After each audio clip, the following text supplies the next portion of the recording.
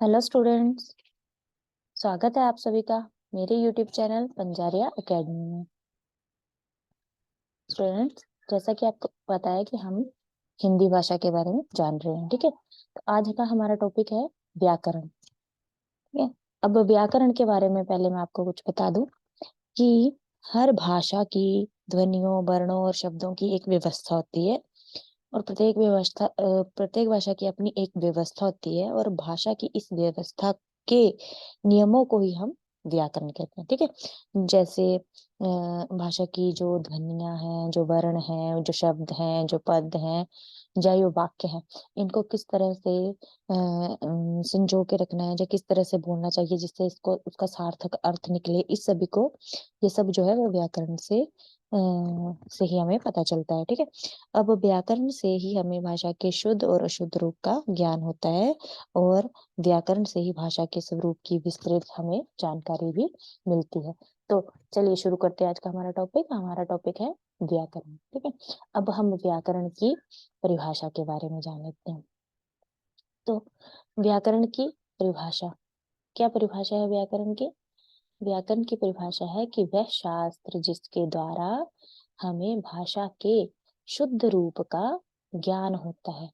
वह शास्त्र जिसके द्वारा हमें भाषा के शुद्ध रूप का ज्ञान होता है उसे हम व्याकरण कहते हैं। या फिर हम बोल सकते हैं कि वह विधा जिसके माध्यम से हम किसी भाषा के शुद्ध रूप में लिखते हैं, बोलते हैं एवं समझते हैं, उसे व्याकरण कहते हैं, ठीक है। अब अब हम व्याकरण में क्या क्या हमें पता चलता है, जैसे व्याकरण के अंग कौन कौन से हैं, ठीक है। व्याकरण के अंग, ठीक है। व्याकरण के अंग क्या है? व्याकरण के अंगों के बारे में जान लेते हैं। व्याकरण के अंग है वर्ण व्यवस्था। चार अंग है इसके। सबसे पहला है वर्ण व्यवस्था, फिर है शब्द व्यवस्था, पद व्यवस्था और वाक्य व्यवस्था। आमतौर शब्द व्यवस्था और आमतौर पर कुछ लोग जो है वो व्याकरण में शब्द व्यवस्था और पद व्यवस्था को एक ही मानते हैं, क्योंकि शब्द और पद जो वाक्यों में प्रयुक्त होते हैं, शब्द उनको ही पद भी कहा जाता है। इसलिए कुछ लोग इनको सब अलग बताते हैं, सेम बताते हैं, लेकिन ये अलग अलग हैं, क्योंकि जब हम व्याकरण के बारे में डिटेल से पढ़ते हैं तो ये सब अलग अलग नजर आते हैं, ठीक है। अब सबसे पहले हमारी वर्ण की व्यवस्था। तो वर्ण पहले चीज क्या है? वर्ण के बारे में हमें थोड़ा सा डिटेल में पढ़ते हैं। वर्ण व्यवस्था इसके अंतर्गत वर्णों के उच्चारण, इसके अंतर्गत इसमें, ठीक है, वर्णों के उच्चारण, लेखन और संयोजन के नियमों की चर्चा मिलती है। वर्ण कितने वर्ण है? पूरे 44 माने जाते हैं। जैसे 11 स्वर और 33 व्यंजन है ना, वर्ण जो अ से ज्ञ तक हमारी वर्णमाला है, हिंदी वर्णमाला, ठीक है। उसके अंतर्गत आते हैं 44 वर्ण, 44 वर्ण आते हैं, जिसमें 33 व्यंजन है और 11 स्वर है। तो वर्ण व्यवस्था इसके अंतर्गत वर्णों के उच्चारण, लेखन और संयोजन के नियमों की चर्चा मिलती है। अब वर्ण के बारे में हमने जो ये डॉट लगा के आपको बताया है, ये है इनके मेन पॉइंट जिन जो आपको पेपर में आ सकते हैं, ठीक है। क्वेश्चन में इस तरह से आपको पूछ सकते हैं कि जैसे ध्वनि ध्वनि का लिखित रूप वर्ण है, तो पूछते हैं कि ध्वनि का लिखित रूप क्या है, ठीक है। तो ध्वनि का लिखित रूप ऑप्शन दिए होंगे नीचे, उसी तरह से तो आप बता दोगे कि ध्वनि का लिखित रूप जो है वो वर्ण है, ठीक है। तो ये एक पॉइंट निकल के आता है कि ध्वनि का लिखित रूप वर्ण है और वर्ण का मौखिक रूप ध्वनि है, ठीक है। और ध्वनि का वर्ण का मौखिक रूप जो है वो ध्वनि है। अब दूसरा पॉइंट देखो, भाषा की सबसे छोटी इकाई ध्वनि है, ठीक है।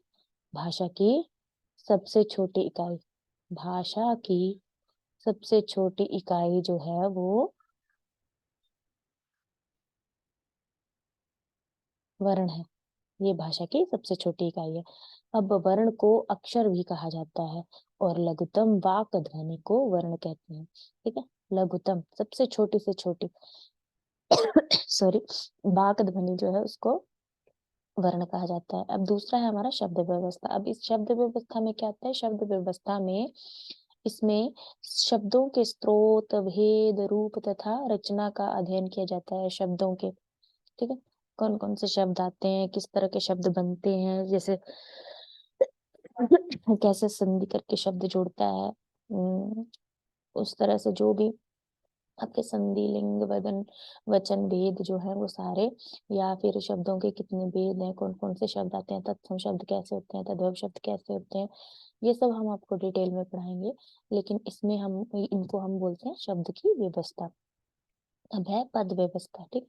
पद व्यवस्था, तो पद व्यवस्था में क्या आता है, वाक्यों में प्रयुक्त शब्दों को ही पद कहा जाता है। इस व्यवस्था के अंतर्गत पद और उसके भेदों और रचना आदि का अध्ययन होता है। अब चौथा है हमारा वाक्य की व्यवस्था। वाक्य की संरचना का बारे में पता चलता है इसके अंतर्गत, पदों का क्रम, अनवंती, अनवती। उम्मीद करती हूँ आपको आज का विषय ये पसंद आया होगा, और आपको अगर ये पसंद आया तो आप इसे लाइक और शेयर कीजिए और अपने दोस्तों को भी बताइए। जो भी, मैं मानती हूँ कि आपको इस वीडियो से संबंधित कोई भी क्वेरी आपको पूछनी है तो आप हमें कमेंट कर सकते हैं, और आपके लिए ये क्वेश्चन, मैं आपके क्वेश्चनों का जरूर उत्तर दूंगी, और आपके लिए ये जो वीडियो है जो जरूर यूजफुल होगा। Thank you.